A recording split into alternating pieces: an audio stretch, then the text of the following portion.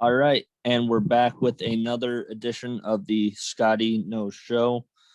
This week we have my good buddy Michael Lyons. Um, Mike, tell the people a little bit about yourself. Yeah, so I was actually born in Glendale, Arizona, but I have lived in South Dakota since I was one. Been in Pierce for about since the age of 5, and then went to TF Riggs, graduated there in 2018, and then up at Presentation College in my senior year this year. So I didn't yeah, know you were from Glendale. yep, was born in Glendale. My dad actually worked for Governor Jan Brewer, or former governor. Okay. She was actually my first visitor in the hospital. Fun fact, the governor. Really Yeah, a lot of people don't know that. It's just a little fun fact about me. So yeah, interesting. yeah, Um, of course, you played football in Pier. You also played hockey, I yeah. think. Um, what was like? When did you start skating? So when I lived in Huron when I was little, and I actually wrestled until about the age of 4, and wasn't a big fan of wrestling. I was a bigger kid, so always got put in those higher weight classes at a young age, and kept on getting my butt kicked. So we had a family friend who played for the All Stars back then. He was like a scorer at that point, and they're like, "Hey, why don't you come try hockey?" And never skated a day in my life. My dad never did. My mom never did. So first person in my family to skate. So just kind of picked it up and loved it ever since. And little brother's now on the varsity team with the Cap. So I mean, kind of just continuing the hockey lineage in the Lyons family, I guess. So Yeah. You played football in Pier and played at Presentation. mhm. I believe you said recently you're done playing football. What is the reason? So my sophomore year of college, I tore my ACL. Actually tore it my freshman year about February. Was playing rec league basketball in Aberdeen with some buddies, and Ooh, got landed on pretty awkwardly. Went to our athletic trainer at PC, and they're like, we don't think it's much more than a torn meniscus, and you can play through those. So went through spring ball, went through summer workouts, came back fall camp my sophomore year, and didn't feel right. So I had ACL surgery September of 2019. COVID hit, so rehab during COVID was definitely fun. And then played this last year. Went through summer workouts this summer and just wanted to get an annual 2-year checkup, and was told I had advanced onset arthritis. oh, So when you hear arthritis when you're 22 years old, and my career or future career, hopefully athletic training, is a lot of on your feet work. It was kind of one of those things where it was future or present, and I just had to make the tough choice of future is a little bit more bright than playing NAIA football. So it was fun while it lasted, but had to hang up the cleats officially last Thursday. So you just completed a internship, I believe, with the Arizona Diamondbacks. yeah, What was that like? so that was definitely something I never thought was going to happen. I have always wanted to be work with baseball, so that was one of my passions. I wasn't that great at baseball. Stopped playing before my senior year, and then so it's kind of one of those things where I just always loved it. So I shot my shot or tried my chance with it, applied, and got that. And I would say that was probably one of the most eye-opening experiences I've ever had in my life with AT. So I mean, Yeah. when you're at a small NAIA level, you only get so many experiences, especially when you're a college athlete too. Getting clinical hours is definitely something you don't get much. Yeah. And wanting to be in the professional setting, I thought it was a great chance, and got to meet a lot of cool guys. Met some big names, met some guys who are in the rankings still as prospects that Okay. if you look up top 30 lists, I actually did after I left just to make sure I knew who some of those guys were. And I think I probably counted close to 10 guys in the top 30 D-backs prospect list that I got to meet when I was down there. And Okay. yeah, So, kind of learn the ins and outs. Yeah. so were you with like the major team, or were you with like the AAA club? Like, what exactly were you with? So I was at the spring training complex down in Scottsdale. I Okay. worked with the rehab unit with like the minor league guys. So basically anyone from low A ball, which is like Visalia, to AAA in Reno. If they get hurt, they come back to Arizona and do a rehab stint there and get healthy. Some guys get surgery, some guys just do rehab. So got to work with all the minor leaguers. I think we had close to 40 when I was there. So 40 guys from 4 different teams just coming to Arizona and just worked there. Got to see a couple major league guys, helped a few of them. The D-backs have been injury ridden all year, as shown by their 30 and 70 something record right now. Yep. Being a D-backs fan is a little rough watching that at the moment. But yeah, so I got to work with the minor league rehab staff there in Scottsdale. Are you allowed to say any of the major names? If they're, it's more so. The funny thing I learned there is, so when you're in the medical field, you're like, it's called HIPAA. Yeah, like HIPAA. Yeah. The funny thing is with the major league, they care about HIPAA, but they really more care about if social media gets a sniff of it, because so what happens is teams won't release information on if guys get designated to the IL until about a week after they're there, just so other teams don't know. I mean, so one of the names he's been on the IL for a while. John Duplantier, he was a 3rd round pick a couple years ago. Met him.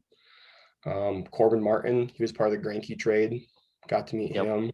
So met Cole Calhoun. That was pretty. Ooh, yeah, that's a name I know. Yeah, Cole Calhoun was there for a long time, so got to see Cole Calhoun. Walked by Mad Bum like 5 times. So it was. God. I didn't get to work with the major league guys. I mean, all those guys' names have been on the IL for a month because Mad Bum was on the IL for a month. Calhoun was on the IL. Gave a water to Ketel Marte. That was probably like Ketel Marte, Carson Kelly. One of my funniest interactions was actually with Duplantier. So it was probably my first or second week there.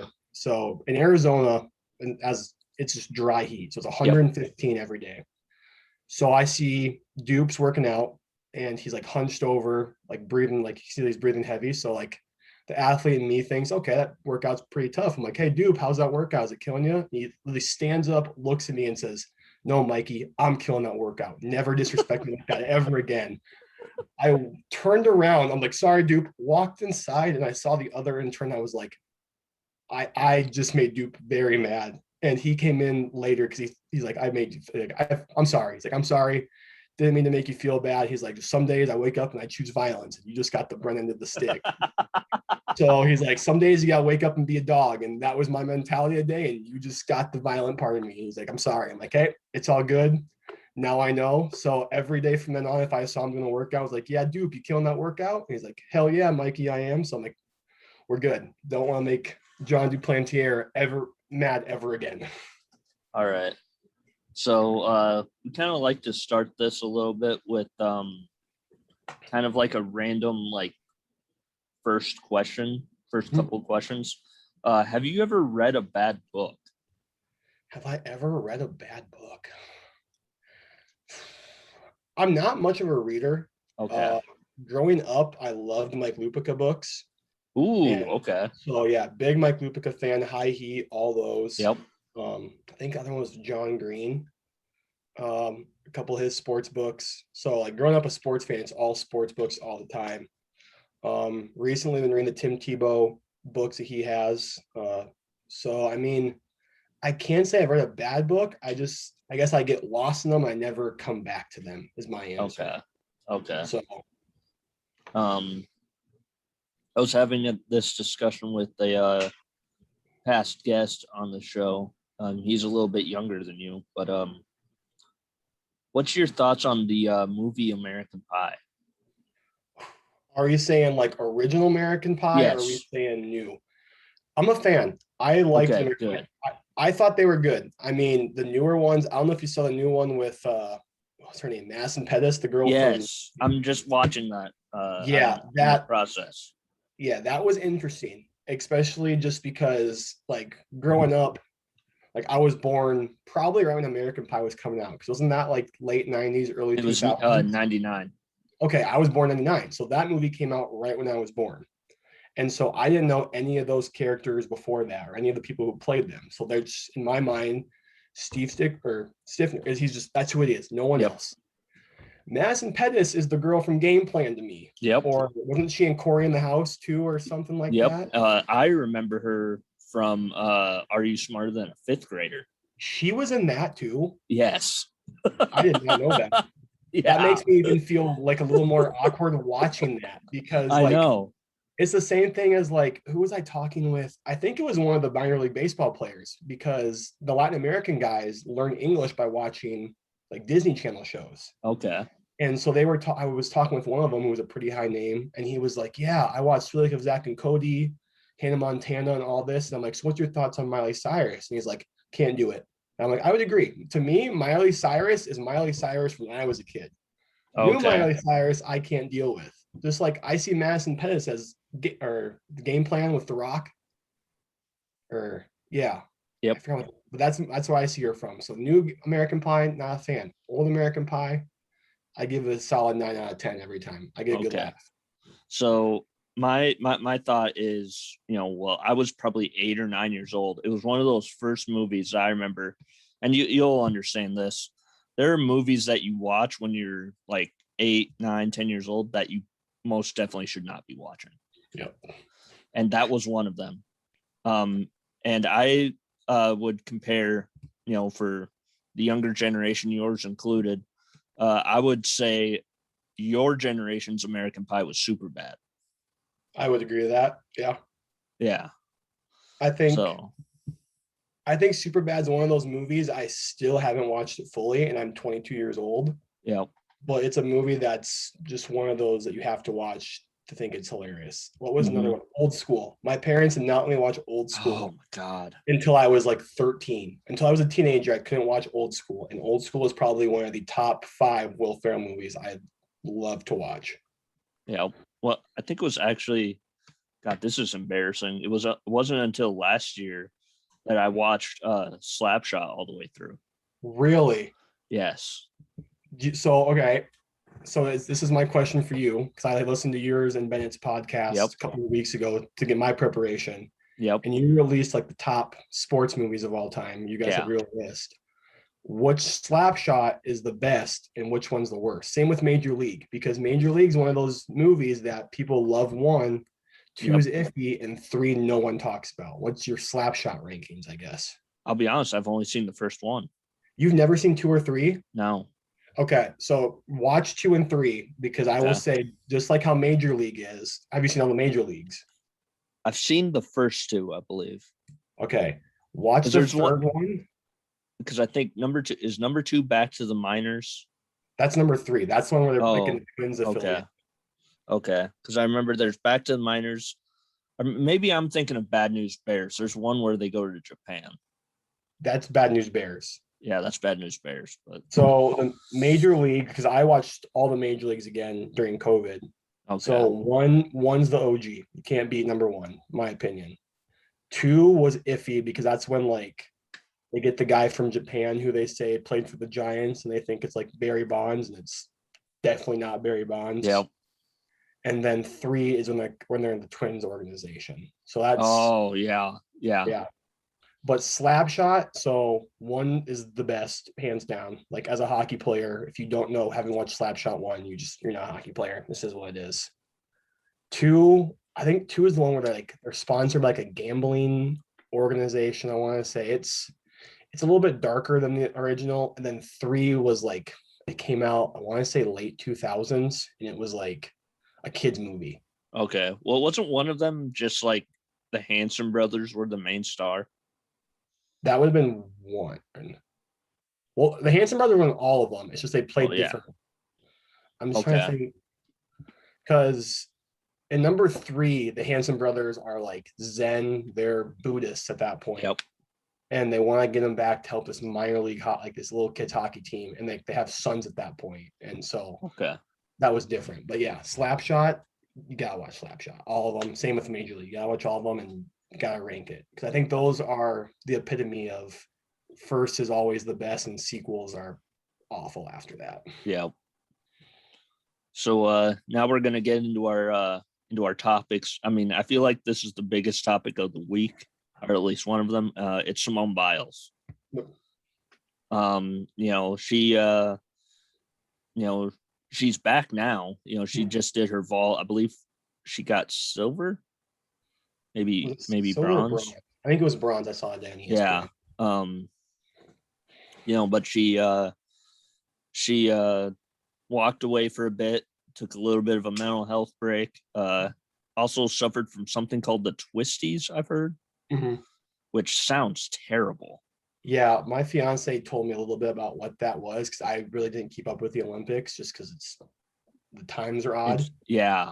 But it sounds awful. Like if you get that, you basically have no idea where you're going to land, and that's just a scary thought to think I'm in the air and I don't know where I'm coming down at. Yeah. But she took a little bit of a mental health break. I don't blame her at all for that. No. And I think people that do blame her a little bit for that are kind of missing the point. Yeah, I would agree. So it's not really known about me. So I was diagnosed with depression this last year. Okay. So to me, mental health is something that needs to be focused on more in sports, and I don't think it is. Yeah. I don't know. Have you heard of Drew Robinson? They did an E60 on him. He's a minor leaguer in the Giants organization. I feel like I've heard that name. Yeah. So Jeff passed into the story about him. So a little bit about him was he suffered from depression his whole life. He played with the Rangers, the Cardinals, and then got traded to the Giants this last year before COVID. And then COVID hit, went back home, and his depression got so bad he tried to kill himself. He straight up did. And he shot himself in the head and woke up like an hour later and survived. Yeah. So What? he survived. So he tried to shoot himself at 11 o'clock. 24 hours later, he went to bed, he took a shower, everything. Holy cow. 24 hours later, he called the police and told them what happened, and he saved his life, lost his eye in the process, but was just playing with AAA Giants for the last 2 months. Damn. But unfortunately, he just retired to focus on his mental health and be like a mental health coach. But I think, like I said, people who say Simone's wrong for doing that, I just think they're insensitive. Yeah. I think people don't know how important mental health is until it's too late. And that's something, especially Simone Biles, she's been in the spotlight since what? She was 13 probably. Yeah. And on top of that, there's a whole Larry Nassar part of it that people, and rightfully so, they kind of try and forget about that because it's a very unpleasant thing to even bring up. Yeah. The whole Michigan State thing, she's the last remaining girl from that group. Oh, from the Larry. Yeah. And sounds weird to say, but 24, because she's 24 years old. 24 is kind of it's kind of old in gymnastics world. So, I mean, yeah, we wish Simone nothing but the best. Of course. Yeah. I think it was actually pretty big of her personally to step down and let her team push on and be like, hey, I'm not prepared for this. Yep. You guys, I don't want to pull you down. I think that's probably the bigger story out of all of that people aren't focusing on is that's a team first mentality in a sport that is a singular sport that can affect the entire team. And it made a new kind of a star, so to speak. I forget her name. Suni Lee. Yes. Yes, who I believe, correct me if I'm wrong, is she from Minnesota? Yeah, I think she's from, is it Bloomington or is it from Minneapolis, which is still basically the same place, but she's from Minnesota. Yeah, so I mean that's awesome. Speaking of kind of local track things, Chris Nielsen, former USD guy, he got a silver medal in pole vault. I'll be honest, it's kind of weird cheering for a USD guy. I was just going to ask you about that. I know you're a big jackrabbit, which I was going to touch on. So both my parents went to USD, so they're both Yotes. My fiance did her undergrad at USD. Okay. If I didn't play football at PC, I was going to go to USD. So as someone who's been kind of a Yote growing up, hey, come on, you got to put it up one time. It's a South Dakota college guy. As far as I'm concerned, this is horns up, is what this is. But you got the snout right here. This is horns up. Come on, man. One time, Scotty. One time. You gotta do it for Yeah. the boy. Yeah. But I mean, it is what it is. Congrats to Chris. There have been a little bit of a vaccine thing happening in the NFL. Right now, the Vikings have a couple of quarterbacks out. Kellen Mond is out he's on the COVID list. Kirk Cousins is quarantining. So they're signing some backups, I've heard. And Mike Zimmer, he kind of yelled and he's like, man, come on, guys, get vaccinated. Of course, Mike Zimmer, he's kind of in that high risk age group where he's like 65. Yeah. And then you go over to Washington, the football team, they have a couple of COVID cases on their team. Theirs is a little different. Ron Rivera, their coach, he is a cancer survivor. So yeah, probably should get your vaccine if you're wanting to play for the Washington football team. Yeah, I think he's been pretty open about how everyone needs to get it. And I think after everything we've been through with COVID and all the NFL players talking about how it sucked not playing in front of fans and how it was not fun, like you'd think you'd want to do whatever you could to never have that happen again. And I feel like not getting vaccinated is counterproductive. Yeah. And especially some Broncos fan, and the Broncos went through that huge QB COVID thing last year, and we had a receiver play quarterback. And I don't think the Vikings want to do that because I know the Vikings just need a quarterback at the moment, and I think not having Kirk or Kellen Mond is going to hurt them more than anything. Yeah. I mean, push comes to shove. I mean, I'm sure we can probably call up the Lions or whoever has Kyle Sloter. Hey, that's a former Bronco right there. I know. I love Kyle Sloter's revenge. Get him back. On a local part with the vaccine, we really don't like talking about COVID or anything like that on the show, but there's Sanford. I mean, they have this thing where they want their employees, I think, to get the vaccine, much to the chagrin of a lot of nurses and stuff.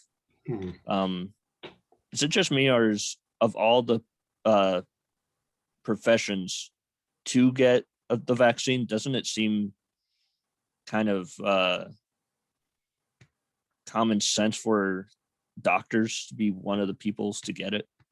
Yeah, especially if they're the ones who are preaching to get it, because like I know all of our AT students at PC and all the nursing students, if they want to do clinicals, they have to get vaccinated. So I got vaccinated in March of last year. And same with like when I worked with the Diamondbacks, the first question I got was, are you vaccinated? Because again, MLB, they don't want to go through their COVID thing again. And I think I read a stat that said like in one nursing home, it was in Sioux Falls or Pierre or somewhere. I don't think it was Pierre. I think it was like Sioux Falls. 30%, only 30% of their nurses are vaccinated in a nursing home. Like that seems ridiculous. Like that's the population that needs you to be vaccinated more than anyone is the elderly. Yeah. So, I mean, whether you think the vaccine is safe or not, whatever. I mean, personal choice, it's up to you, and I hate to say this because I never agree with her on anything, but when Kristi Noem said, if your business is trying to make you take a vaccine and you don't want to, you can seek employment elsewhere. I was like, damn it, I hate it when you're right. I think a lot of people hate when politicians are right. Yeah. Now to a much different kind of news. Good Lord, is there a lot of movement in sports teams now? In the NBA, we'll start with that first. Well, Chris Paul, he re-signed with the Suns. I think it's like $214 million or something like that. That's a lot of money. I know. for a 36-year-old point guard too. Yeah, and that's one thing because so being down in Arizona during the finals, Oh like yeah, you heard everything about CP3 and how he's one of the big reasons why they're there. And I'm not a huge basketball person, but again, yeah, being from Arizona, I follow the Suns and I love Devin Booker to death. And I think without CP3, that team would have folded yeah. to the Lakers in the first round. But I mean, here are just some of the moves. The Bulls added Lonzo Ball, Alex Caruso, and DeMar DeRozan. Kyle Lowry and PJ Tucker went to the Heat. Duncan Robinson signed a 90 or some odd $1 million contract. Duncan Robinson, probably the greatest success story the past 5 years. Oh yeah, a D3 prospect, went undrafted, played in the G League for the Skyforce. heck yeah. And now he's getting a $90 million contract from the Miami Heat. And then finally, Russell Westbrook and Carmelo Anthony are on the Lakers. Okay, so I'm not a big NBA person, but is No. there a salary cap or anything in the NBA? Because I feel like some of these deals are legitimately insane. There is a salary cap. It's a lot like baseball, where I mean, if you want to, you can pay a luxury tax. But people are wanting to build their rosters. As impressive as the Lakers roster is, they have no defensive players at all and no consistent shooters. Which the Bucks won their final with that. Yeah.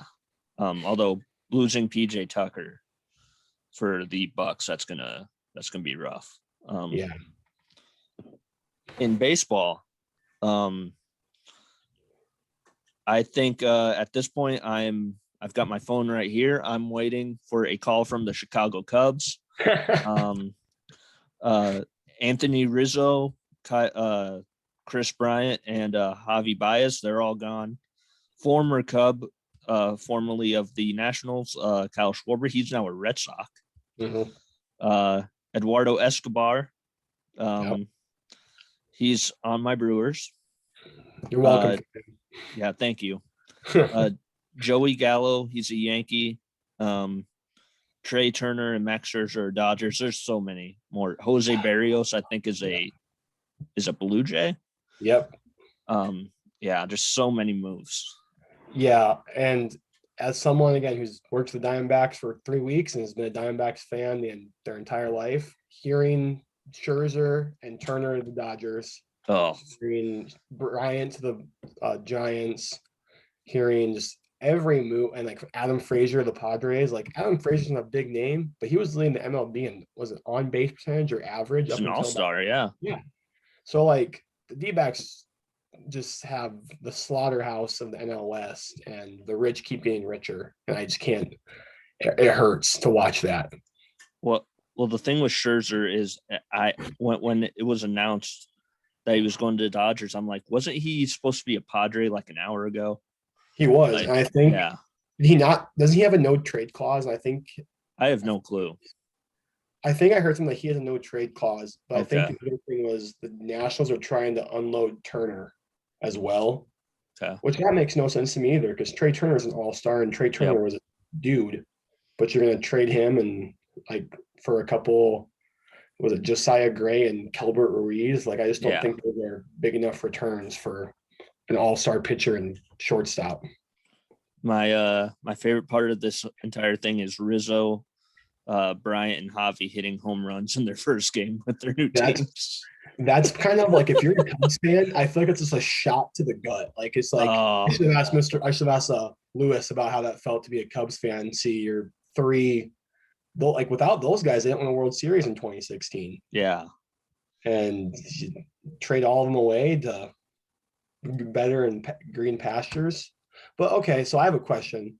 Okay. Weren't the Yankees complaining about not having pitching? So their logic is go two batters that are swinging like Joey Gallo and Rizzo. Like Gallo's either strikeout or home run. Yeah. Rizzo's kind of the same. And you got Andrew Heaney. That's your one peace. That was a puzzling move because he's not that great. No, my brother's an Angels fan. He was like, good riddance. So he's like, Andrew Heaney was good about 2 years ago, and since then Yeah. he's been downhill. Before we I think it was like a week or so ago, or whenever I asked you to come on, I asked you if you're a wrestling fan. Yeah. And you are? Yeah. It's one of my kind of dirty little secrets or hobbies I like Guilty to do. pleasures. Guilty pleasure, yeah. So growing up, I had a couple buddies who lived in Oneida. Jacob Howard. You know Jacob Howard? Oh, yep. Yeah. So I grew up playing baseball with him, and we were good friends. And so we would play like PSP, like wrestling. Okay. And we'd do that, and we'd play each other. I grew up kind of like doing it when my parents went around, because again, that was one of those things where it was too violent, so we couldn't really watch it. But I loved wrestling growing up. Kind of got out of it when I got into high school, and now one of my roommates is a huge wrestling fan. So we watch SmackDown together, we watch AEW together. Nice. NXT. So we're I stuck away. I went away from Raw though. Raw is getting too. Yeah, I can't do it anymore. It's hard. The only thing on Raw that I like right now is Matt Riddle. I do like Matt Riddle. I like RK Bro. I love Randy Orton. I think he's probably a top 10, if not top 5 wrestler, at least in my generation. Of all time? At least from my generation. All time's hard to say. I would actually say you're right, actually. Like Randy Orton was one of my favorite growing up. Cena, I know people don't like him. I love Cena. Yeah. I liked Roman Reigns until about a month ago when he got his whole new. I'm not a huge fan of the head of the table gimmick. I'm just really. I like he got new teeth and Paul I love that. Side. I love that. Like I just can't wait until Brock Lesnar comes back and Paul Heyman has to decide between Roman Reigns and Lesnar. Yep. I'm also a huge Finn Balor fan. I love Finn Balor. His attitude reminds me of McGregor. He's like WWE's like McGregor, I feel like. Okay. He won't apologize for anything. The Prince Balor, OG Bullet Club, like I'm a fan of Balor. So there's a couple of things that I want to talk about. The first one is probably honestly one of the most funny coincidences maybe that I've ever seen. So there was a death match on AEW last week. It was Chris Jericho and Nick Gage. Yep. And there was a spot where Nick Gage was, scraping a pizza cutter across Chris Jericho's face. And they went to a picture-in-picture, and the first ad was a Domino's pizza ad. I saw that on Twitter. It was either you retweeted that or I saw someone like Barstool retweeted that. Yeah, and they did. Really thought that was probably the most ironic like TV spot. And if AEW did that, bravo, because that's just great marketing. Like that's gory. And Domino's was not happy. I feel like they wouldn't. I feel like that's a very dark and sadistic like tie in there. But yeah. What is your opinion of AEW? Being WWE was everything. Oh yeah. What's your opinion of that? I like it. It's good to have, an alternative, so to speak. I don't like it when they kind of mention WWE. I don't like, just be your own guy. Don't mention, another company or anything. I do think they're a little over reliant on it seems like every week somebody's bleeding. Yeah. I do think that's just overdone a little bit. It doesn't have to happen every week. I agree. And I'm not a squeamish guy at all, but I mean, yeah, not every match has to. I do believe that their best star is also one of their most injured, and that's Britt Baker. I love Britt Baker. Okay. Doctor. Yep, she's a legitimate dentist. So, and her boyfriend is probably going to join her in a couple of weeks. Isn't it Adam Cole? Yep. Oh man, I can't. So I'm a Pat McAfee guy. So I Yep, I listen to Pat know. McAfee all the time. And now that he's on SmackDown, I think him and Michael Cole are a great 1-2 combo together. But his wrestling like versus Adam Cole in that storyline, I Hmm. loved it. I I did thought that too. was probably one of the best. Like the whole Bad Bunny thing Yeah, didn't do it for me, but like Pat McAfee kicking the soul out of Adam Cole on NXT and then being held back by Triple H is probably yeah. one of the best moments I've seen on TV in a while. I've actually met Adam Cole in person before. One of the nicest guys you'll ever meet. Is he really? Yes. Very, very nice. He was in a hotel in Dallas. He was lost. He was trying to figure out where he was supposed to go, but he wanted to make time for the fans, so he shook my hand. And I've shook a few wrestlers' hands. Mhm. I feel like Adam Cole, his hands were like the softest hands I've ever felt. It's weird, but That's a yeah, good to know.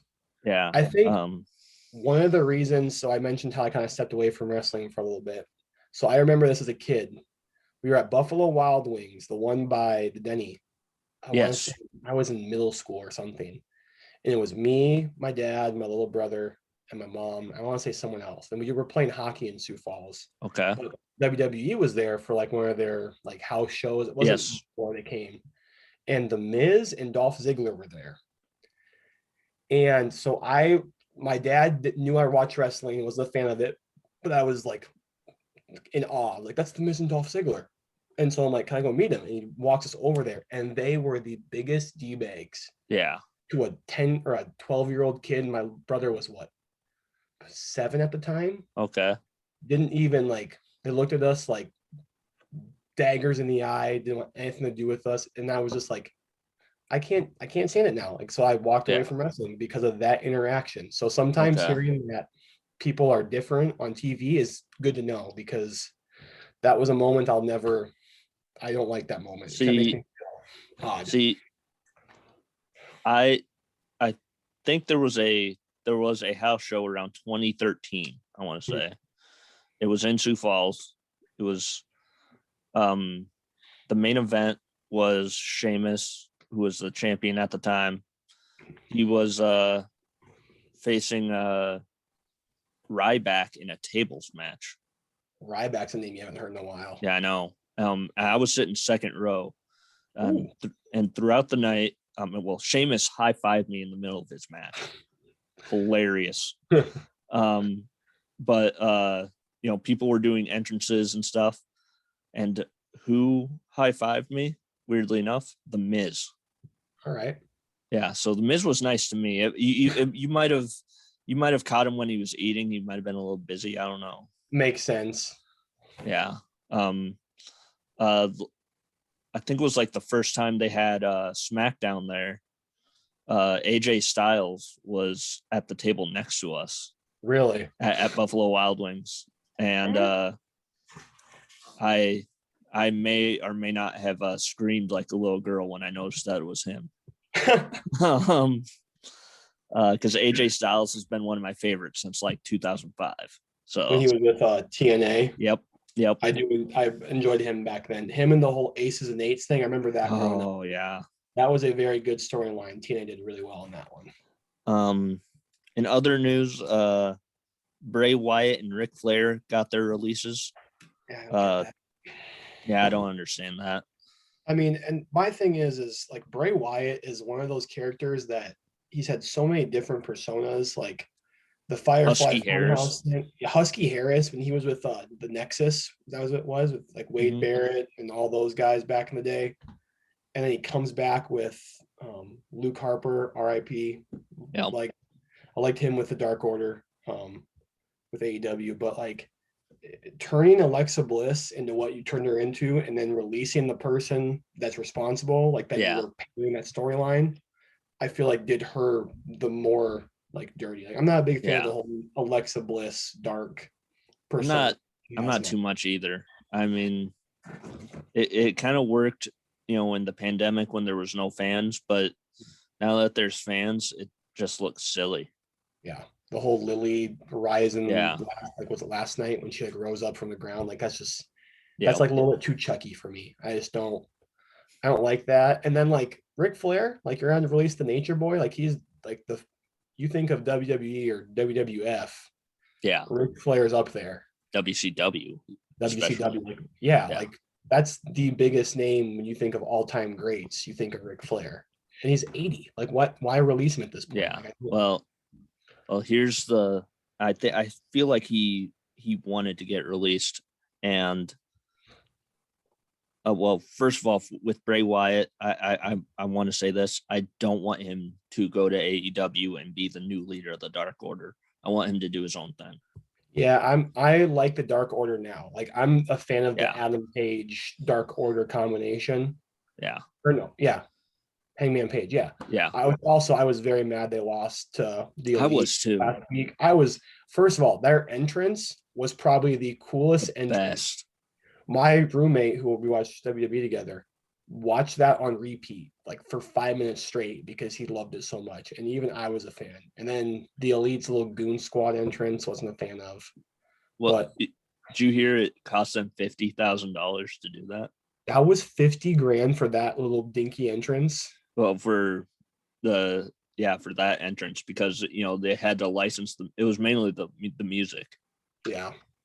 but That's a lot of money just to do an entrance. I know. As for Ric Flair, you think about it, Tully is in AEW. Yep. Arn Anderson is in AEW. Yep. Let's get the Horsemen back together, boys. Let's do it. I feel like they've recycled that a couple. Didn't the WWE do that, like a reunion with them a couple years ago? Well, yeah, but like it was like a one-off. And so my if you, question, yeah. yeah. But I guess what storyline? I guess getting them back together. But Arn's with Cody, Mm-hmm. and then Tully's with the Revival or FTW or FTR now. FTR, yeah. FTR now.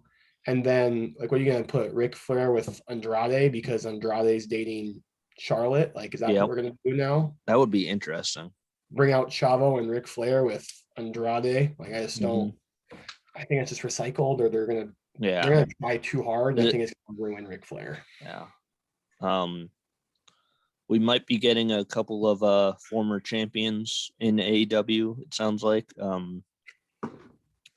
certain Mr. Danielson and a certain Mr. Punk.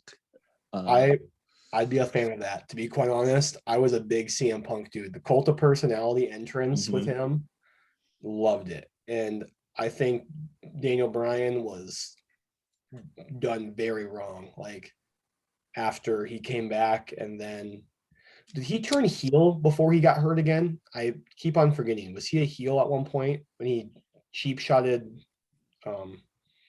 Was it Shinsuke? He cheap shot, or who did he cheap shot? AJ. It was AJ. Styles. Yeah. Yeah. And I think CM Punk is probably one of the best promo cutters in all of professional wrestling. And I think he'd be great. I don't know if it's 100% confirmed, but I think Living Color said, yeah, we'll allow Punk to use Cult of Personality if he decides to want to use that, which makes me wonder if Daniel Bryan, since he's no longer in WWE,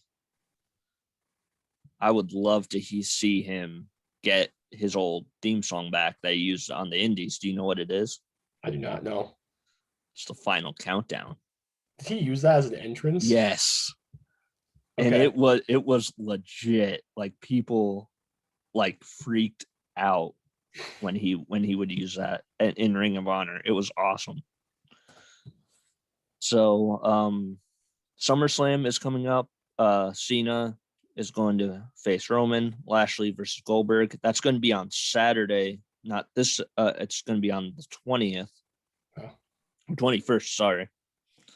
And then that Sunday is going to be NXT TakeOver 36, and we're going to have Cross versus Joe. I think Dakota Kai versus Raquel Gonzalez. That should be, oh boy, that should be interesting.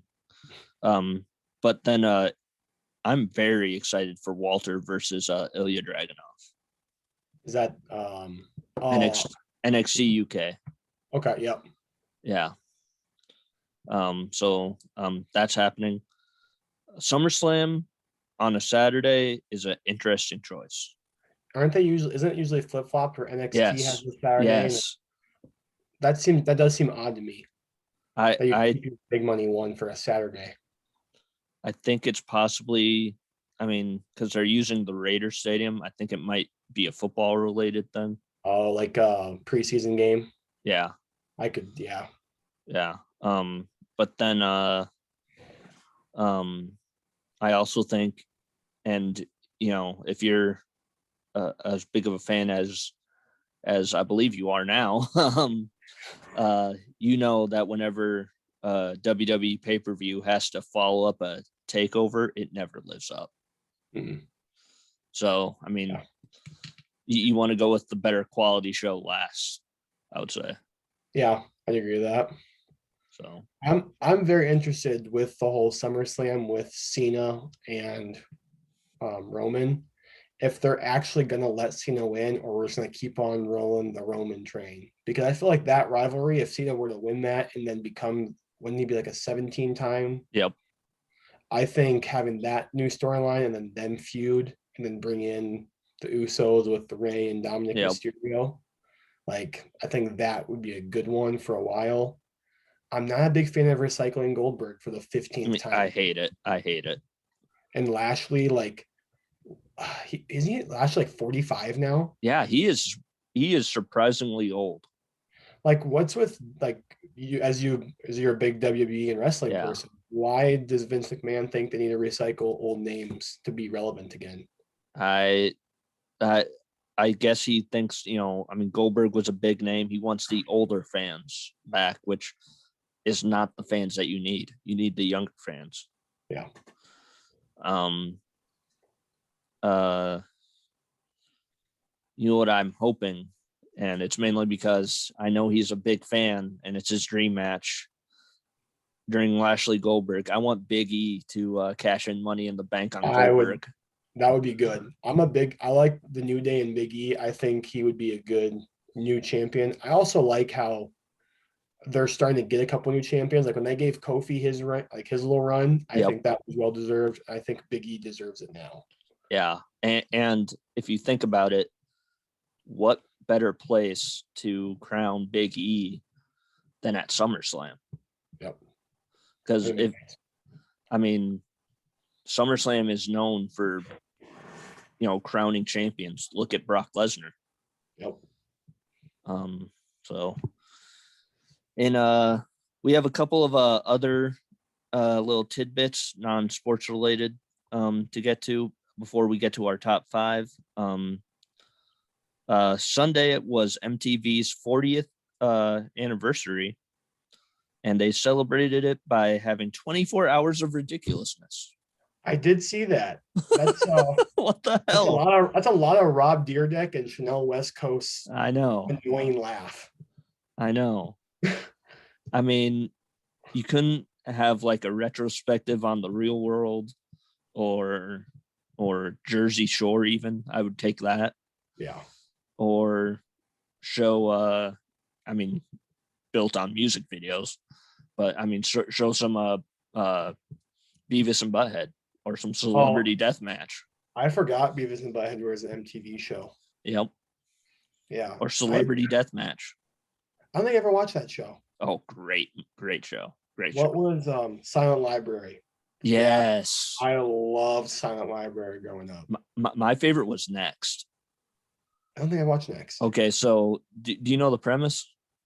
I think so. Explain a little bit. Okay, so you have like 4 or 5 strangers on a bus, and then you have somebody that's out there, like whether it be like an obstacle course or a restaurant or something, and somebody will get off the bus, and within seconds they can be like next and have the person go back onto the bus, and however many minutes they spend with the person is however much money they earn. So if you get instantly nexted, you get like $1. Oh, that would not be worth it. Yeah, I know. Oh. I love that show. I think they also, I don't know if it was on MTV or Punked. for one. Yep, with Ashton Kutcher. Ashton Kutcher. But Yep. Ashton Kutcher also produced a show. I think it might have actually been on Fox called The Beauty and the Geek, which I have been wanting that show to come back for years. I'm guessing it's like some like bachelor type show. Yeah, or yes, it's a bachelor type show, but with geeks and Okay. hot babes. And I'm like, that sounds like the perfect show for me. So instead of the Barstool application, you're gonna submit your Beauty and the Geek application. Yes, I'm 100%. on board. I'll vote for you, Scotty. You got my vote. 100%. The Cinderella trailer was released today. It's starring Camila Cabello as Cinderella. It's gonna be on I believe Amazon Prime at the end of the month. It's also starring James Corden, who is a kind of a telltale sign that your movie is not going to do well. You're not a fan of James Corden? You don't like the Broadway musical he does every other week? I know it. But if you look back on his track record, every movie that he's done that's like a musical has just sucked or tanked in the box office or done whatever. Yeah. Cats especially. And I never watched it. I don't want to watch he's playing a mouse, one of the three blind mice or whatever, and then all of a sudden he gets turned into a human or something. I saw the trailer. I'm like, this looks awful. And then Pierce Brosnan is in it. And if you've ever seen Mamma Mia, you know what kind of singer he is. Yeah. It's adventurous. I'll say that. So yeah, that's happening. That sounds like that'll be a, well, didn't they do like the Cinderella live action Disney movie? Yeah, they did that like 5 years ago. So now we're just recycling live action shows and we're just putting it in faces that no one really cares about. Yeah. I am, however, excited for Many Saints of Newark, which I think is coming out this month. That's a Sopranos spinoff. Yep, that's a Sopranos prequel. Okay, I've never watched Sopranos. I always heard good things. Same with Mad Men. So good, so never good. Watched either of those. Okay, so we're gonna get into our top 5 musicians or bands that you would want to see live. Now, are you a big music guy? I dabble. I mean, I feel like I like music. I mean, that's what gets me through those long car rides once in a while. And I mean, I'm not a huge music guy, but I can I dabble a little bit. Okay. So do you want me to go first or? Sure, it's your show. You go first. Okay. So my number 1 pick, it's very big recency bias. And it's mainly because I've been listening to this person's music for the past like 2 weeks. It's Olivia Rodrigo. Oh, okay. I didn't see that one coming, Scott. Yeah. Good for you. I listened to it like 10 times yesterday in a row. and I'm like, God damn, why does this song sound so good?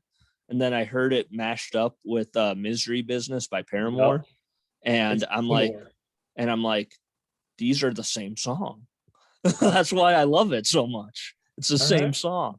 Yeah, and that was a big song. Like I remember listening to that a lot growing up. Was Misery Business and Paramore. Yeah. So Olivia Rodrigo would be that first pick.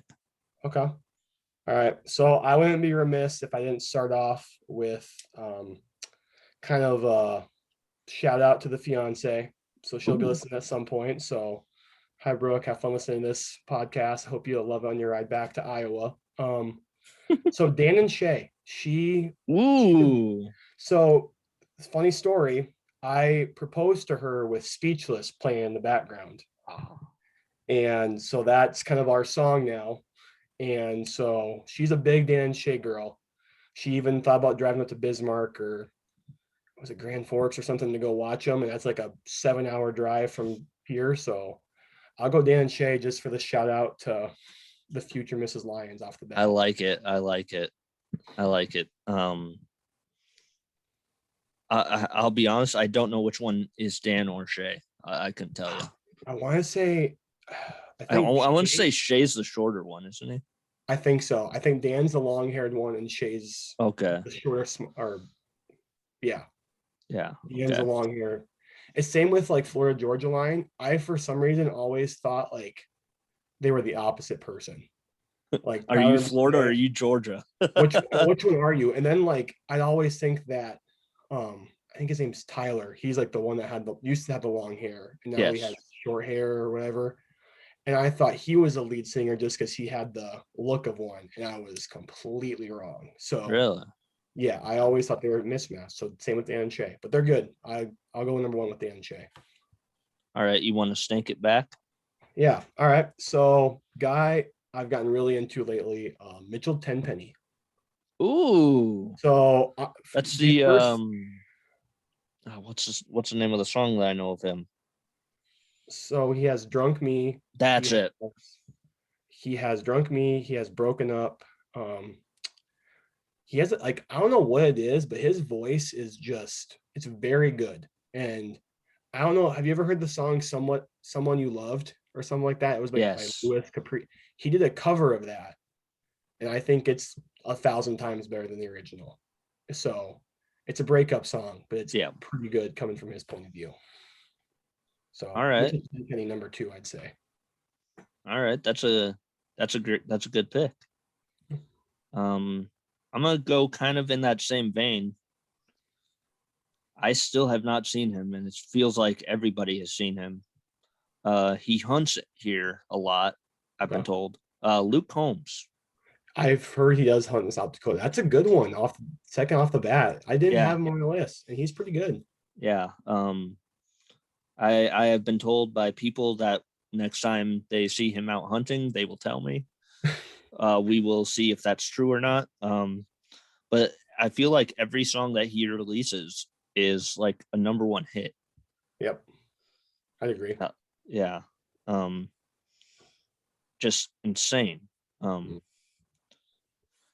Number three, we're going with a different I feel like I'm going with different uh genres for all of these almost, it feels like. I'm gonna go Bruno Mars, number Ooh, three. I did hear Urine Bennett's like conversation about Bruno and the Weekend, Yeah. and Bruno Mars is someone he was like I thought he was big a long time ago, but now he has this new little thing with Anderson Paak. Yeah, Silk Sonic. Yep, I like that. I think it's a good mix for him to have. I do That's a good too. pick right there. Yeah, and on top of that, if you've ever seen him on the Super Bowl halftime shows that he's done, Mhm. the man can play every single instrument. Yep, I'd agree. He's insane, and he can dance, and And he has a great voice, he's tiny. and he's older too. Like I didn't know Yeah. that. But he's in his late 30s, I think, by now. Yeah. Like I thought he was younger than that. I had no idea he was. I guess I can't say late 30s is old, but at the same point, I was gonna say if late I 30s is no old, good no. lord. But for when he came out, he was still early 30s at that point. Is what I'm Yeah. like, what I'm thinking. But Well, like I feel no, like Bruno Mars is a good one. I feel like the first song I heard from him was like 2000. I want to say it was like 2008 ish. Yeah. B.O.B. was huge, and he did Yep. that song with B.O.B. It was like Nothing on You, I think was what it was called, Uh-huh. and that was like the first time I'd heard him. And then like around the same time, he came out with that Billionaire song I with was a fan of Travis that. McCoy, Yep. And then and Grenade. yeah. Grenade was a good one. Yep. Um, I guess I should note this. All of my picks I have not seen yet. Really? Okay. Yeah. I would say all of them but one I haven't seen. Okay. So we're in the same boat. So I'm gonna break it up. So of my five, four country. So I'm gonna break it up in between. I'll give you my guilty pleasure one. Ooh. Fallout. Ooh, they're gonna be in Brookings and Are they really? Okay, yeah, I might pick that up. they're part of the Jack's Throwdown or Jack's Bash or whatever at the Dyke House. Okay. It's weird. It's them and Zach Brown band. That's a very odd combo. I know. That's I like know. that's basically like, hey, here's your South Dakota country, deal with it, and then here's throwback Fallout Boy. But no, there's Yeah. that's another thing. WWE and Fall Out Boy are like guilty pleasures that I don't like to admit, but when country's getting a little old, I just toss on like some throwback Fall Out Boy and I'm good to go. Mm-hmm. So that's number Nice. 3. I'll break it up with that. All right. All right. I guess I'll go number 4 with someone I've seen before. They've been like entertainer of the year numerous times. Jason Aldean. I think Jason Aldean. I How saw him. is he? He's good. Is he? So I saw him. I want to say early. It was like 2013 maybe when Okay. like then he just opened. So that was a long time ago. But Jason Aldean, he was good back then, and I think he's just gotten better. Like there's some country artists I can't really go like their new songs are kind of not a big fan. I Like Luke I can. Bryan, I was just gonna say you're gonna say Luke Bryan. I was a huge Luke Bryan fan. Um, I just now his stuff's kind of too. I can't deal with it. My fiance's gonna kill me for this. Thomas Rhett, I just can't do new Thomas Rhett. I know she hates me for that too. Trust me. Oh my goodness. So like Thomas Rhett when he first came out on the scene, I don't know what it was, but I'll take that Thomas Rhett 10 times out of 10. He came on the scene around 2013 or 14. The Mhm. reason why I know that is because I went to a concert of his. He opened for Jake Owen at Okay. the Swiftel Center in Brookings, All right. and the reason why I remember that concert is because I got tickets at the last minute, and I got tickets by a little circular stage, and Jake Owen came out of the circular stage. Just out like rising from the ashes. Yeah, That's actually pretty yeah. cool. And I believe I made promises to my friends that I would meet them downtown Brookings that night, and I went to their house and I fell asleep on the couch. Oh, it's too good. Sometimes you're just too tired, you know? You just gotta make other arrangements. Yeah. So how many picks have you had? Do you have another one? I've had 4 so far. Okay, you've had 4. Okay. Yeah. So my number 4 is John Mayer. Okay. All right. I mean it's a weird pick, admittedly. But John Mayer is probably the best guitar player right now. Okay. That isn't in like a rock, like a Slash or anything like that. Mm-hmm. Or a Tom Morello. Okay. If you've ever heard him do his cover of Free Fallin', yep, it is, oh my God, pretty good. And his new album, I reviewed it for the paper last week, actually. Incredible. And I have not felt like that about a John Mayer album in about a decade. Okay. You'll get the new stuff. Hopefully, you might get Waiting on the World to Change, probably Daughters, probably Say, Your Body is a Wonderland, which I feel like I danced to about 100 times at every middle school dance. Hey, that's not a bad thing. Yeah. So that's my number 4. Number 5, you know what? I have to pick them because they were in the Premier Center a few years ago, and I did not get to go. It's the Foo Fighters. Well, okay, my dad would be a fan of that. My dad's a huge Foo Fighters guy, so that's a good one to run off the top 5 with. Yeah. The Foo Fighters, I mean, for one, Dave Grohl, incredible. 2, I feel like they're kind of unpredictable. Because I don't know if you saw their Madison Square Garden show, but they brought out Dave Chappelle on stage. Yeah. And, why? And Dave Chappelle goes on stage and he's singing Creep by Radiohead. And I'm like, what the hell is going on in this show? That doesn't make any sense. Yeah, it doesn't. And also Dave Grohl is probably one of the most legendary frontmen of my lifetime. And I feel like I was first introduced to him as a drummer for Nirvana. Yeah. But I seem to remember my favorite Dave Grohl live performance with the Foo Fighters is, I think he fell off the stage. He breaks his leg. I don't know where this was at, but he breaks his leg and he's getting casted all while singing. He's singing on stage while getting like a cast on his leg. And I'm like, God, how in the world, what kind of tough man is this? That's impressive, but ballsy at the same point. Yeah. He's awesome. He's one of the most interesting guys and probably the best mind in music right now. Okay. All right. So I'll take it. That's a good one. My fifth one, I have it as a toss-up for a while. So I kind of had a throwback. I had Give Me Old Maroon 5, like first out the scene Maroon 5. Ooh, Harder to Breathe, Maroon 5? Harder Hell to Breathe, yes. Maroon 5. Hell yes, I agree.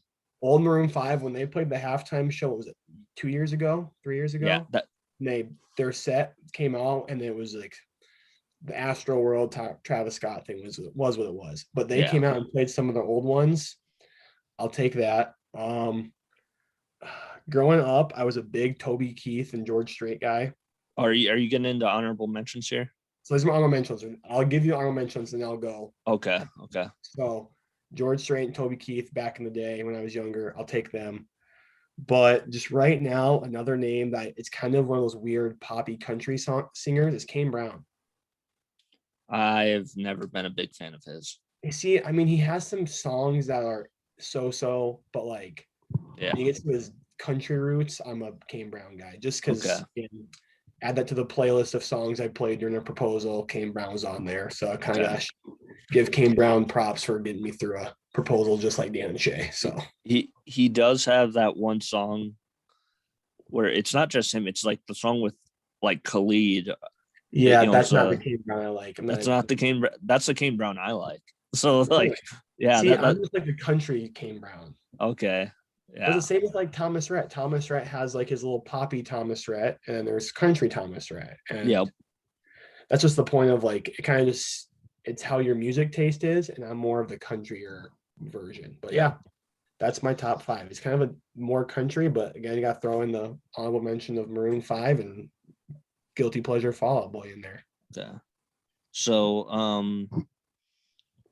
some of my honorable mentions, even though technically I have seen her in concert, or technically not in concert, she sang the national anthem at the WrestleMania I went to, Camila Cabello.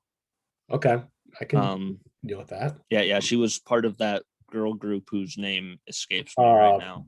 Fifth Harmony. Yeah, she was part of Fifth Harmony, and they sang the national, or America the Beautiful, I guess, because Vince McMahon hates the national anthem. Don't ask me why. I won't. Although I'll say why. He thinks America the Beautiful is a better song. He's right. Yeah, my goodness. Yeah, I'll plead the fifth on that. Yeah. It sounds that I'm going to get so much hate from my regular co-host for this. Drake. I can deal with Drake. I like Drake's on the pregame playlist. Eminem, because I mean I grew up listening to Eminem. I was 5 years old, I think, when My Name Is came out. Yeah. So again, I'm gonna get shit on for this, but Miley Cyrus. Now, this is my question again, going with new or old. Are we saying Party in the USA Miley Cyrus, or are we saying Miley Cyrus now where it's a little more edgier? See, I don't know if you've heard her like new album, but I actually really liked her new album. Okay. And on top of that, she collabs with people that are honestly more talented than her, i.e. Stevie Nicks. So there's a possibility of Stevie Nicks joining the show. Okay. So Some other ones, I mean, J. Cole and Chance the Rapper. I big fan of those guys. J. Cole's a good one. Yeah. Royal Blood is this group that I like.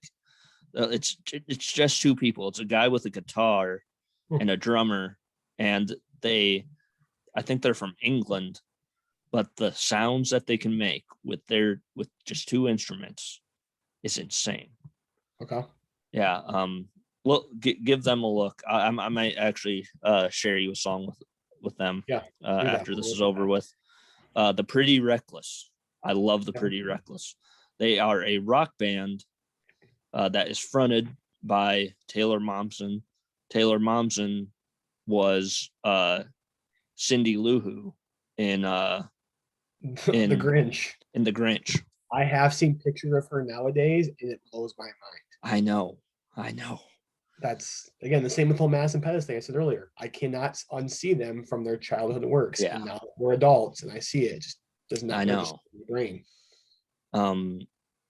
And based off of pictures from Lollapalooza this past week, I kind of want to see Limp Bizkit now because Fred Durst looks hilarious. I never heard of Limp Bizkit, and I heard the whole Fred Durst thing. What did I listen to? I think it was Pat McAfee show. They were talking about all of that.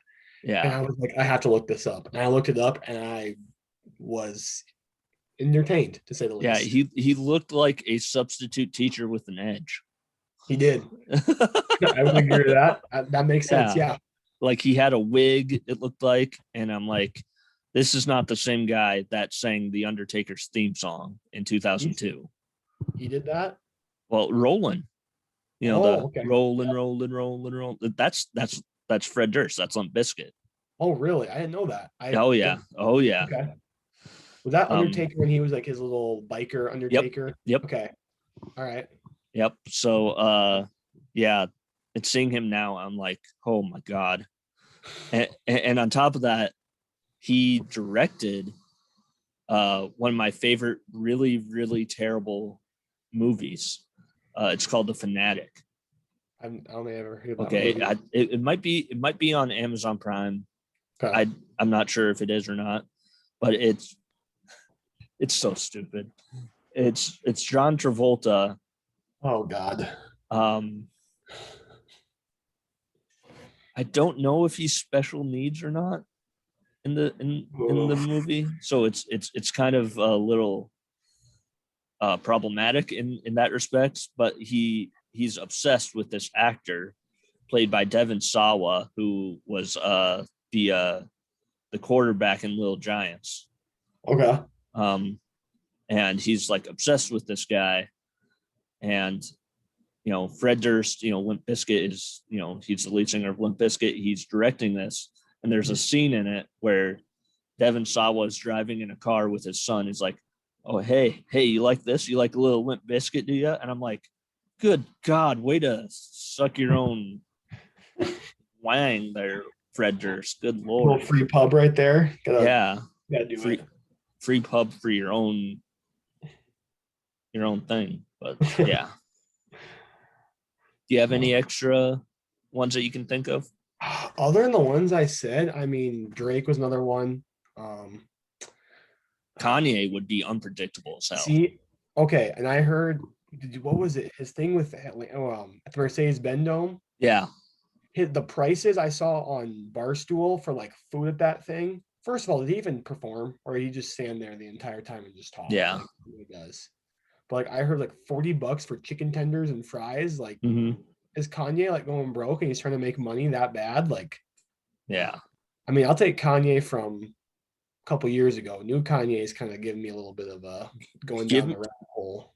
Give me Kanye from 2008, and I am there. Yeah, I'm good. I'm good with that for sure. Yeah. But yeah.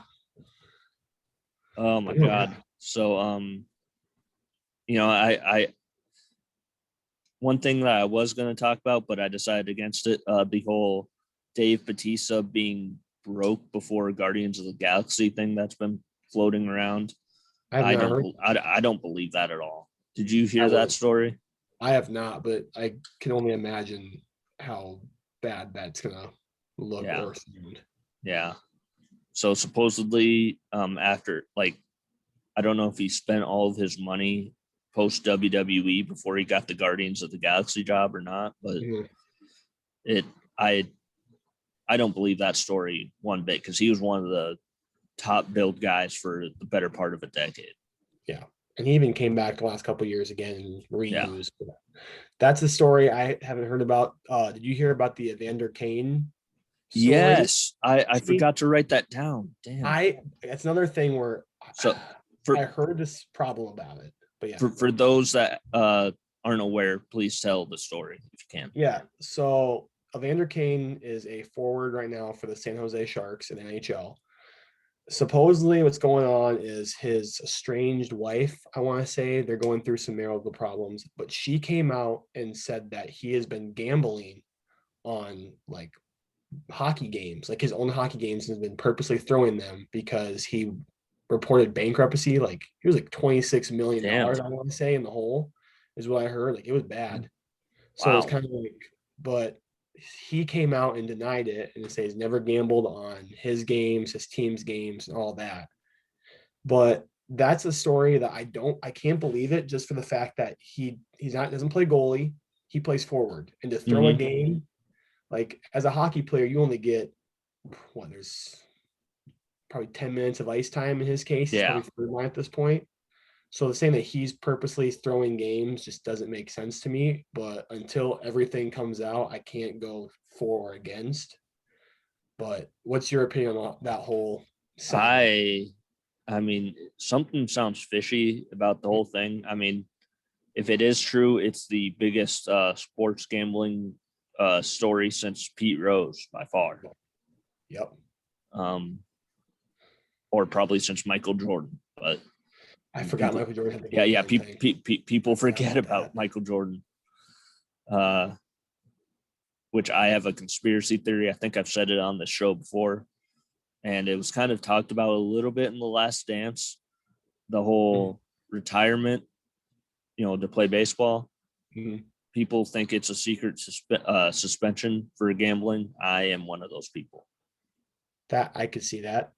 I mean, to be quite honest, like any person in their right mind, in his case, I don't think steps away from 3 straight titles to go play No. baseball and chase a dream. Like, Yeah. look at Tim Tebow. Tim Tebow didn't leave the NFL. Granted, love Tim Tebow to death, was not made for the NFL as a quarterback. Hopefully gets his thing with the Jaguars working, but he didn't quit in the middle of his NFL career to go play baseball. He stuck through it and realized later that to go do that. So Okay. yeah, I don't think that makes sense. So before I kind of let you go here and let you on your way, give people a movie or a song or something to listen to or watch this weekend. Movie or a song to listen to? That's a hard one. I mean, as a sports person, I'll give my favorite movie, like sports movie. I'm gonna go with Miracle. I Ooh, don't think okay. enough people have watched Miracle, my fiance included. So I'm gonna make her watch it. But I'd say Miracle, I think, is a movie that people need to go watch. Okay. Yeah, I'll go Miracle just for the purpose of I love hockey, and Miracle is probably one of my best movies I love to watch. I can always watch it. Okay. I'll probably end up watching The Wedding Singer because I was talking today with my trainer, and he was we were working out and Blue by Spandau Ballet came on. I'm like, this was at the end of The Wedding Singer. It's my favorite Adam Okay. Sandler movie of all time, All right. by far. I mean, I would suggest that. I wouldn't suggest, we were talking about old American Pie movies. I watched The Book of Love the other night, which okay, let me I'm gonna say explain. that. Let me explain American Pie presents Book of Love. Let me explain this. Okay. So the main character is played by Bug Hall. Does that name sound familiar to you? It sounds familiar, but I just can't put like a name to the face or face the name. Yeah. Bug Hall is Alfalfa from Little Rascals. Oh God. And this movie was released in 2009, 15 years after Little Rascals. So he was probably 32 or 33 playing a 18-year-old, and the love interest, the girl in this is played by Beth Bears. Beth Bears is the blonde Two Broke Girls from Broke Girls. Okay, I know who that is. Yep.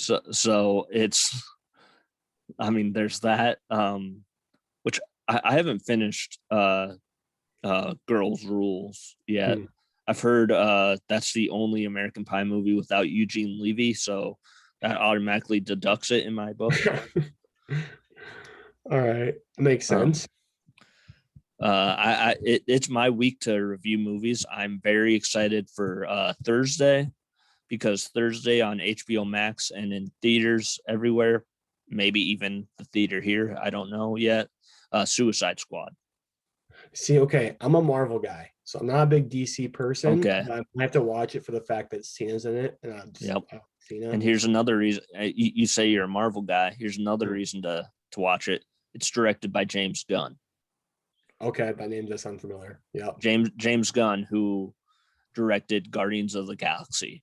Okay. All right. So I'm gonna watch that now. yeah, yeah, Cena's in it. I want to see it because Idris Elba is in it, and I love Idris Elba. He's a good actor. Oh, one He more I had. If you don't mind me saying it. Of Wrath, the Wrath of Men, I want to say it is. I Wrath can't. of Man with Jason Statham. Yes. I Okay, watched that, well, I want to say 2 weekends ago. And if okay. you're an action person and you like being on the edge of your seat and kind of thinking what's coming next, that's a very good movie. Jason Statham is a very good action star, I'd say. I I have not seen that. Ian has. He told me it was good.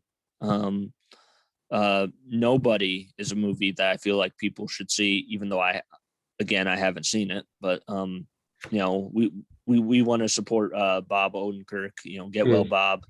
yeah. You know, he's the star of the movie.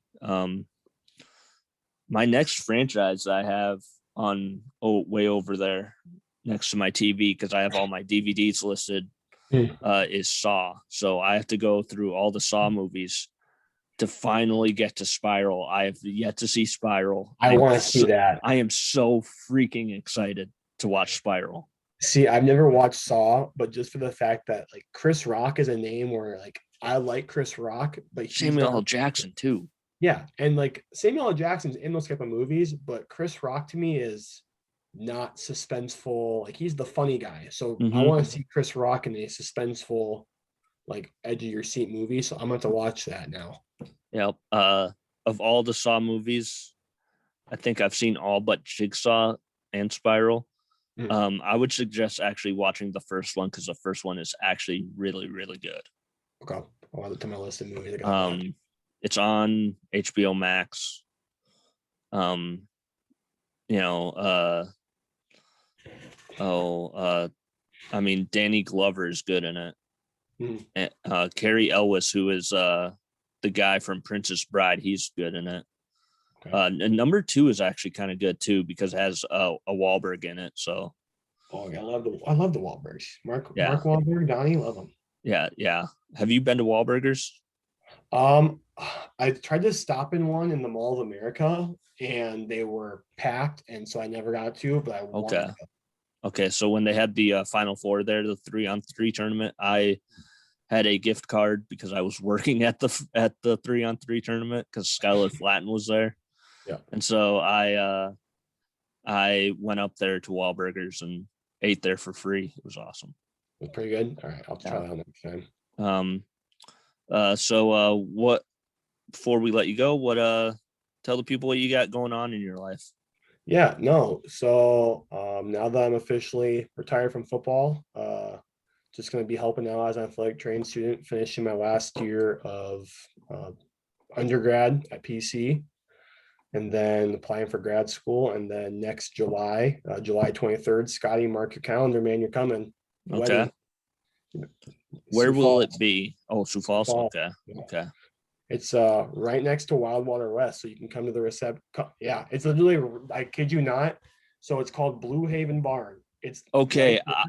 I went to a wedding there a couple of years ago on the 4th of July, around the 4th of July. That was actually, I went there. The next day I tore my Achilles jumping off of a boat. So let's make sure that I am not on a boat, and B, that I don't tear my Achilles, but I will 100% be there. All right, good. Yeah, no, it's right next door. So yeah, it's probably the biggest thing on the calendar coming up is the wedding. So planning that, I can't say I have had much part in it, but Brooke's doing a great job. So I'm looking forward to. You got engagement pictures tomorrow, of course, I think, don't you? Yep, I gotta go actually going to Sioux Falls for those. So I'm gonna take them at the Palisades. Never been there. So I mean, beautiful. Yeah, so we're taking dusk photos, like 7:45 pictures, a little golden hour. Oh my God.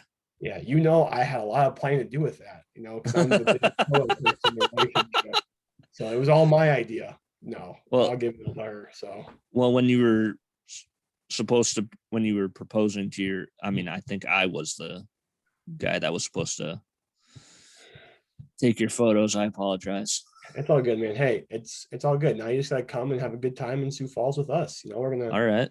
It won't be a huge amount of people there, but it'll be a good time. Meet the Lyons clan and Brooks family, and invite Steele and Lewis and all those guys out. So. Oh my God, that would be amazing. So yeah, really good time. But no, other than that, not much going on in my life. So one thing I've always been intrigued about when it comes to planning weddings, how many groomsmen are you having? So I get 4. Oh, okay. Yep. So plus a best man. So the best man and 3 other groomsmen. So okay. Yep. So right now, little brother is the best man. Aw. Asked him a couple weeks ago, so he said yes. Thankfully, I might have had to strangle him if he said no, because I had no one else in mind. So you should have told him. You should have told him if he didn't accept it, Alexander Ovechkin will. I might have. Did you see the video of Ovi's son taking one-timers? Yeah. The cutest thing ever. But no, so I got him. I got a buddy of mine. It's actually Brooks' cousin. I played football with him at PC. Okay. He's in it. Marcus Lucky, former Gov, former Aberdeen Eagle, soccer player. Okay. He's another one of my groomsmen, and I'm looking for number 4 still. So. All right. But yeah, it's kind of, Brooke had all of hers planned out right from the get-go. I planned none of that until I was told you have to have 4. So. Okay. Of course, I mean, I guess I keep saying that I have one last question, and it's like, pardon my take. You say you have one last question and you talk for another like 15 minutes. It's the South Dakota goodbye. Yeah, I like it. I'm a fan of it. How's your dad? Good. No, yeah. Good. So I'll kind of explain what Sky is asking if no one knows. My senior year of high school, my dad had a major stroke on a work trip to Portland, Oregon. I mean, most people in Pierre know this. So for a month, he was kind of like a medically induced coma. Basically raised my brother for a month my senior year of high school during that state championship run, and dad came back at the end of that. So that was pretty cool. No, he's doing good. I mean, good. Trying to get those feelers out, get some more jobs, all that. But no, I'm happy that he's here. I mean, most people, what happened to him don't come back from that. So thankful every day that he's still here upstairs right now, probably watching Friends like he always does every single night with my mom. Friends? They love Friends. And I really. So what mind boggles me is my mom and dad have probably watched Friends every episode like 17 times, and they laugh at every single episode like they've never seen it before. You know what you should do? What? Tell them to take a break. Oh, okay. I'll do that. Oh my God. They'll love that. They'll love that. Yeah. Hey guys, I think we should pivot to another show. Let's take a break. I'll have to tell them that. I'll definitely tell them that. They'll get a kick out of that for sure. Thank you for coming on, man. Yeah, no, I appreciate it, man. This is really cool, and I was super pumped that you got me on here. And I was gonna say, so I told you I listened to Bennett's Yes. podcast. I was working out today. I almost had a bone to pick with you. So Oh you were no, listing your people you covered, and you said my name, thankfully. I did. Oh, yes, you did. So, but the funny thing is you said it in the hockey category of people you've covered, and most people don't think about me as a hockey player because I I was a do.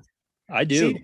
and I appreciate that because most people think of me as a football player. That's it. And I mean, I was listening to it, and you mentioned Lusks and like Peyton and Spencer. I'm like, okay, and you like got to hockey, and I'm like, if he mentions Jonathan before me, we're definitely gonna have a problem. If you mention Jonathan, then it's game over. But you said like Andy and Elliot, and then you said I Mike J. think Okay, Wadeen and then yep, and Mike with J. me, Yeah. and that like I was literally like walking out of the line. I'm like, oh, I hope he says me. Or I'm gonna give him so much grief, and you did, and I was like, oh, Yeah. made my heart happy. So no, it was awesome. I have always wondered what the Mike J stands for. Is it the middle name? Yeah. So my middle name's John. So I remember you around for Mark J. Gutierrez. I was not. Okay, so he was a senior my sophomore year, and they called him Mark J. And then, of course, there was always me and Michael Lusk. And Mm-hmm. so me and Michael Lusk grew up same elementary school. I was always Mike. He was Michael. And then high school, it was just kind of happened that Mike J kind of rolled off the tongue. So I adopted it and rolled with it. So, I mean, it was a joke before because they were trying to make Mark J mad, I think. And then it just kind of, I don't think it bothered him. And I just kind of rolled with it. So, but yeah. So Mike J was born sophomore year of high school and never looked back. All right. Well, thanks again for coming on, and we'll talk to you soon. Yeah, appreciate it, man. Anytime you're up in Aberdeen, give me a holler, man, for sure. All right. Yeah, we'll get some beers at Loggers. Oh, heck yeah, I got you. I love mean, Loggers. It's a good time. I mean, I'm not there often, but when you're there, it's a good time. Yeah, just don't. I don't think I'm not allowed at the zoo, but I feel like I've talked so much shit about the zoo publicly because of the Dallas Goddard thing that I'm probably not allowed there. So yeah, I've been to the zoo a few times, not proud of it, been there a few times, but went there during Halloween and the guy won the costume contest at there at Halloween. So first of all, I'll have to show you my Halloween costume that I should have been the event for. I withheld. I think you'll get a kick out of it. I'll send you a picture later. Okay. But this guy who won dressed up as Dallas Goddard with a black eye. And like I saw him walk in. So he was buddies with a couple of guys I played football with at PC. And he walked in. And I'm like, this isn't win the costume contest, hands down, because right over there, Dallas Goddard got knocked out. There's no way he doesn't win. And he won like $200 cash because he dressed up as Dallas Goddard with a black eye. So all right. Well, for those listening, stay tuned for next week. We will have Lyman wrestling coach Chad Johnson, one of our biggest fans, on the show. Going to talk a bunch of pro wrestling theme songs. So that's going to be fun. Thanks again for coming on, and we'll talk to you later. Appreciate it, Scotty. Have a good one, man.